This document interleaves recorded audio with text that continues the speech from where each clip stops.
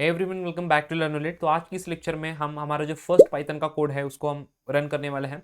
साथ ही वेरिएबल्स क्या होते हैं उसके बारे में भी बात करने वाले हैं। ओके, सो चलिए स्टार्ट करते हैं। और जो वीएस कोड है उसको ओपन करने के बाद आपके सामने कुछ इस प्रकार का इंटरफेस ओपन हो जाएगा। तो आपको यहाँ पर स्टार्ट के नीचे 3-4 ऑप्शन मिलेंगे। फर्स्ट है न्यू फाइल का, सेकेंड है ओपन का। सो मैंने डेस्कटॉप के ऊपर ऑलरेडी एक फोल्डर बनाया है, तो आप डेस्कटॉप के ऊपर जाके एक फोल्डर बना सकते हो। पाइथन प्रोग्रामिंग नेम से मैंने उसको बनाया है। तो यहाँ पर मैं सिंपली इसको ओपन करता हूँ। सो ओपन करने के बाद डेस्कटॉप के ऊपर मैं जाऊँगा। डेस्कटॉप के ऊपर जाने के बाद फर्स्ट हमारा लर्नलेट का फोल्डर है, उसके बाद हमारा सेकेंड फोल्डर है पाइथन प्रोग्रामिंग का। सिंपली उसके ऊपर क्लिक करके उसको मैं ओपन करता हूँ। ठीक है, जैसे ही हम उसको ओपन करेंगे तो हमारे सामने कुछ इस प्रकार का इंटरफेस ओपन हो जाएगा। तो यहाँ पर आप देख सकते हो पाइथन का फोल्डर यहाँ पर आ चुका है, पाइथन प्रोग्रामिंग का। तो यहाँ पर आपको दो पहले ऑप्शन देखने को मिल जाएंगे। यहाँ पर है न्यू फाइल का, यहाँ पर है न्यू फोल्डर का। सो हम फर्स्ट ऑप्शन के ऊपर क्लिक करने वाले हैं क्योंकि हम पाइथन की एक फाइल बनाने वाले हैं। सो हम फर्स्ट ऑप्शन के ऊपर क्लिक करते हैं एंड हमारे जो पाइथन की फाइल है उसको हम नेम देते हैं फर्स्ट डॉट, ठीक है, या फर्स्ट डॉट पी वाई। अब डॉट पी वाई क्या है? ये पाइथन का एक्सटेंशन होता है। जैसे आपको पता होगा अभी वीडियो का क्या होता है, dot M P four video का होता है। और उसके बाद ऑडियो का क्या होता है, डॉट एम पी थ्री। उसके बाद पी डी एफ होता है, dot P D F, right. Dot photo का dot P N G, dot J P J. उस तरह से पाइथन के फाइल्स का जो एक्सटेंशन होता है वो डॉट पी वाई होता है। जैसे ही फर्स्ट डॉट पी वाई के ऊपर मैं एंटर करूँगा तो हमारा जो फाइल है वो ओपन हो जाएगा। तो उस फाइल में हम लिख सकते हैं। तो हम पहला जो कोड है वो पाइथन का यहाँ पर रन करने वाले हैं। वेरिएबल्स के बारे में हम अभी डिस्कस करेंगे। पहला कोड जो है उसको हम रन करते हैं। सो सिंपली किसी भी लैंग्वेज को हम अगर मतलब स्टार्ट करें तो उसमें जो हम फर्स्ट कोड लिखते हैं वो लिखते हैं प्रिंट का। मतलब किसी भी स्टेटमेंट को हम किस तरह से प्रिंट करते हैं उसका हम कोड लिखते हैं, जिसको हम बोलते हैं हेलो वर्ड का। सो सिंपली अगर आपको पाइथन के अंदर किसी भी स्टेटमेंट को प्रिंट करना है, मतलब आई थिंक आपको ये सही से विजिबल होगा। सो इसको मैं थोड़ा सा और विजिबल कर देता हूँ आपके लिए। ठीक है, सो थोड़ा जूम मैंने किया है। तो अगर आपको किसी भी सेंटेंस को प्रिंट करना है तो उसके लिए आपको प्रिंट स्टेटमेंट को यूज़ करना होता है। प्रिंट स्टेटमेंट को यूज़ करने के बाद डबल कोट्स के अंदर आपको लिखना होता है। सो बेसिकली यहाँ पर मैं लिखता हूँ हेलो लर्नोलेट। तो यहाँ पर मैंने हेलो लर्नोलेट यहाँ पर लिखा है। एंड ऊपर जो आपको आइकन दिख रहा है उसके ऊपर आपको क्लिक करना है। ठीक है, यहाँ से कोड रन होता है। ठीक है, जैसे उसके ऊपर आप क्लिक करोगे तो यहाँ पर नीचे टर्मिनल में आपका आउटपुट आ जाएगा। मोबाइल के ऊपर कर रहे हो तो मैंने वो मोबाइल का बता दिया था। सो नीचे सिंपली क्या आया है, यहाँ पर हेलो लर्नोलेट करके यहाँ पर प्रिंट हुआ है मैसेज। तो इस तरह से आप फर्स्ट जो एक लाइन में जो पाइथन का फर्स्ट कोड है उसको रन कर सकते हो। सो बेसिकली एकदम सिंपल है फर्स्ट कोड पाइथन का। ओके, अब हम एक्चुअल जो हमारा वेरिएबल्स है वो उसको देखना स्टार्ट करते हैं। ठीक है, तो चलिए स्टार्ट करते हैं वेरिएबल्स से। तो हम पहले थ्योरेटिकल देखेंगे कि वेरिएबल्स क्या होते हैं, उसको किस तरह से डिफाइन वगैरह किया जाता है। उसके बाद हम कोडिंग, एक्चुअल कोडिंग देख रहे होंगे प्रैक्टिकल। ठीक है, तो हमारे सारे कॉन्सेप्ट ऐसे ही चलेंगे। पहले थ्योरेटिकली समझेंगे कि किस तरह से कौन सा कॉन्सेप्ट है, एंड उसके बाद उसको प्रैक्टिकली इंप्लीमेंट करेंगे। ठीक है, सो वेरिएबल्स क्या होते हैं पाइथन के अंदर। सो वेरिएबल्स का डेफिनेशन क्या बोलता है, name given to the memory location. अभी यहाँ से आपको समझ में नहीं आएगा, यहाँ से आपको ये इतना ही समझ में आएगा कि name given to memory location, मतलब मेमोरी लोकेशन को जो नेम गिवन होता है उसको हम बोलते हैं वेरिएबल। समझा था वो? देखो हम प्रोग्रामिंग में क्या ऐसा लिखते हैं कि ए इज इक्वल टू 10 लिखते हैं, बी इज इक्वल टू 20 लिखते हैं। यहाँ पर जो ए एंड बी है वो वेरिएबल्स होते हैं। मतलब क्या? सो अगर हम ए इज इक्वल टू 10 ऐसा लिखते हैं तो जो 10 ये जो वैल्यू है वो हमारे कंप्यूटर के अंदर जाके एक जगह पर मेमोरी के अंदर स्टोर होती है। और जिस जगह पर जाके स्टोर हुई है, ठीक है, उस जगह पर जो उस जो लोकेशन है उसको हम नाम देंगे ए। मतलब क्या? 10 हमारे कंप्यूटर के मेमोरी के अंदर जाके स्टोर हुआ और जिस जगह पर जाके स्टोर हुआ है उसको हम नाम देंगे ए। ठीक है, एग्जांपल देखिए, देखो यहाँ पर सपोज करो कि ये आपके कंप्यूटर की मेमोरी है। ठीक है, कुछ इस तरह से। ओके, ये आपकी मेमोरी है और आपने ए इज इक्वल्स टू 10 लिखा अपने प्रोग्राम के अंदर। सो ए इज इक्वल्स टू 10 लिखने के बाद जो मेमोरी है उसके अंदर 10 स्टोर हो जाएगा, कहाँ पर भी होगा। ठीक है, अभी ये मैंने 5 ब्लॉक लिए हैं, उसी ब्लॉक पर 3 नंबर पे होगा क्या? नहीं, कहाँ पर भी होगा। और जिस जगह पर जाके स्टोर हुआ है, ठीक है, उसको नाम आएगा ऑटोमेटिकली ए। मतलब क्या? 10 ए की जगह पर स्टोर हुआ है। ठीक है, अब यहाँ पर देखो ये जो ब्लॉक्स है ना, ये मेमोरी लोकेशंस होते हैं। तो हर किसी ब्लॉक को हर किसी मेमोरी लोकेशन, मतलब हर ब्लॉक का अलग अलग मेमोरी लोकेशन होता है। मतलब फॉर एग्जांपल, क्या एग्जांपल देके बताता हूँ। आपका घर का एड्रेस, आपके फ्रेंड का घर का एड्रेस अलग होगा, आपका जो घर का एड्रेस है वो अलग होगा। तो आप थोड़ी ना, अगर आपसे आपको घर से कॉल आ जाए कि कहाँ पर हो, मतलब आप आपके फ्रेंड के घर पर हो और आपको घर से कॉल आ जाए कि कहाँ पर हो, तो आप ये नहीं बोलते ना मैं प्लॉट नंबर 18/89 वहाँ पर हूँ, ओके, या फिर मुंबई में हूँ, पुणे में हूँ, ये पूरा एड्रेस नहीं बोलते। आप क्या बोलते हो कि मैं अमित के घर पर हूँ, या फिर आप जो भी आपका फ्रेंड के नेम है वो बोलते हो। सो सिंपली सेम ही कॉन्सेप्ट है यहाँ पर। मेमोरी लोकेशन का नंबर 2135698921 कुछ भी हो सकता है, मेमोरी का लोकेशन बहुत बड़ा नेम। बट हम क्या करेंगे, ए इज इक्वल टू 10 लिखा तो क्या होगा, 10 वैल्यू एक जगह पर जाके स्टोर होगी, और जिस जगह पर जाके स्टोर हुई है उसको नाम जो आएगा वो ए आएगा। होप सो कि आपको समझ में आया होगा कि वेरिएबल्स क्यों यूज करते हैं हम।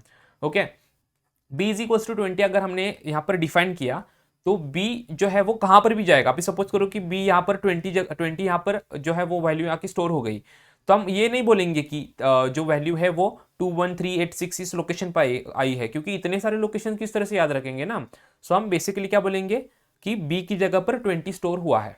होप सो कि आपको ये समझ में आया होगा। ओके, हम एक्चुअल में हम देखेंगे कि पाइथन के कोड में हम देखते हैं कि किस तरह से वेरिएबल्स को डिफाइन किया जाता है।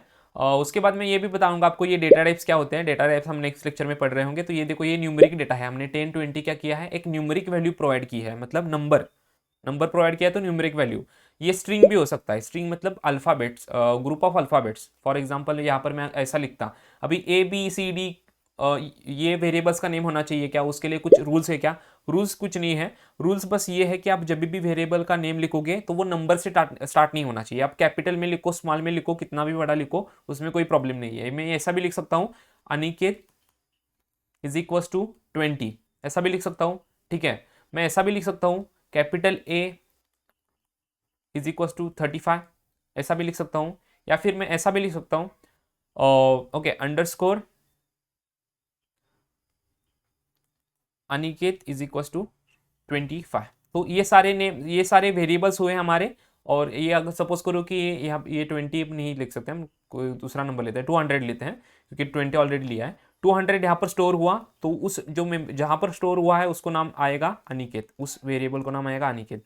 ये 25 यहाँ पर स्टोर हुआ है, ठीक है, सपोज करो ये 25 यहाँ पर स्टोर हुआ, तो अंडरस्कोर करके अनिकेत आएगा। अब रूल क्या बोलता है मैं आपको बता देता हूँ, ये सब चलेगा। रूल क्या बोलता है, वेरिएबल आप जब भी लिखोगे, वेरिएबल का नेम जब भी लिखोगे, ठीक है, नो प्रॉब्लम, आप कैपिटल लिखो, स्मॉल में लिखो, अंडरस्कोर यूज करो ना करो, नंबर से आपको उसको स्टार्ट नहीं करना है। ठीक है, नंबर से उसका जो स्टार्टिंग है वो नहीं होना चाहिए, नंबर से स्टार्ट नहीं होना चाहिए आपका वेरिएबल का नेम। ठीक है, होप सबके आपको समझ में आया होगा। हम एक्चुअल कोड देखते हैं कि कोड में आपको किस तरह से वेरिएबल्स को डिफाइन करना है। ठीक है, सो सिंपली मैं इसको यहाँ पर वीएस कोड के अपने ओपन करता हूँ। यह हमारा फर्स्ट कोड था अपना प्रिंट स्टेटमेंट का। तो मैं सेपरेट फाइल बनाता हूँ वेरिएबल्स के लिए, या फिर इसमें ही लिखते हैं। ठीक है, इसमें ही लिखते हैं।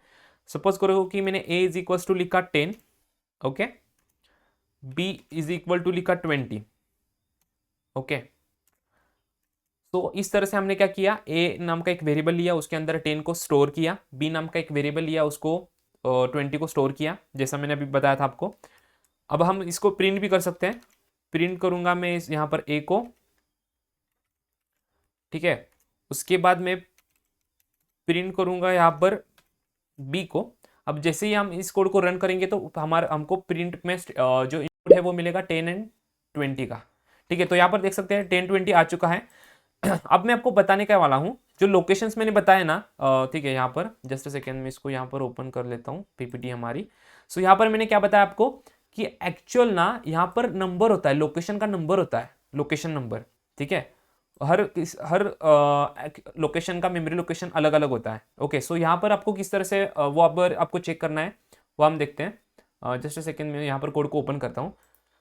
सो मैंने प्रिंट क्या लिखा, ए। अब प्रिंट में यहाँ पर लिखता हूँ आईडी ऑफ ए। आईडी मतलब उसका लोकेशन मेरे को चाहिए। ठीक है, लोकेशन चाहिए। अब ये 10 प्रिंट नहीं होगा, उसका आईडी मतलब उसका लोकेशन प्रिंट होगा। ठीक है, सो इस तरह से आप उसको फाइंड कर सकते हो। ये बेसिकली देखो, इतना ज़्यादा उसका लोड मत लो, ये सब सब वेरिएबल्स है बस। ओके, वेरिएबल्स में आपको आईडी वगैरह पूछी नहीं जाती, बस आपको डिफाइन करना होता है, a=10, b=20, एडिशन करना है तो a+b करो, ठीक है, इस तरह से।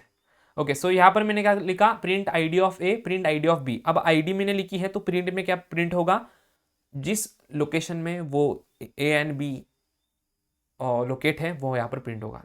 देखो यहाँ पर मैंने बताया था ना बहुत बड़ा नंबर आता है, तो यहाँ पर देखो 4333840976 एंड दूसरा नंबर आया है कि 4333841296। तो इस तरह से जो है वो स्टोर होता है, मतलब इस तरह से जो लोकेशन है वो डिस्प्ले किया जाता है, जो कि मैंने लोकेशन आपको कहाँ पर बताया था, जो लोकेशन मैंने यहाँ पर बताया था, देखो यहाँ पर, ठीक है, इस तरह से नंबर्स होते हैं, तो इसको याद रखने की कोई ज़रूरत नहीं है, बस आपको खाली क्या करना है, a=10, b=20, या फिर आपका जो भी है कैरेक्टर, अगर आपको अगर स्ट्रिंग के बारे में हम आगे बात करेंगे, आपको स्ट्रिंग समझेगा भी नहीं क्योंकि अभी न्यू वर्ड है वो आपके लिए। सो बेसिकली आप इतना याद रखो कि आपको वेरिएबल्स डिफाइन करने होते हैं, ओके, एंड उसका यूज़ करके आपको जो कोड से उसको रन करना होता है। अभी इसको याद मत करना आपको कि मेमोरी लोकेशंस क्या है, आईडी क्या है, उसको याद मत करो, बस सिंपली अगर आपको एडिशन का प्रोग्राम करना होगा तो आप क्या करोगे, a=10, b=20 एंड आप सिंपली क्या करेंगे, एक c नाम का वेरिएबल ले लेंगे और उसके अंदर a+b को हम प्रिंट करेंगे, तो वो भी मैं यहाँ पर आपको करके दिखाता हूँ, ठीक है।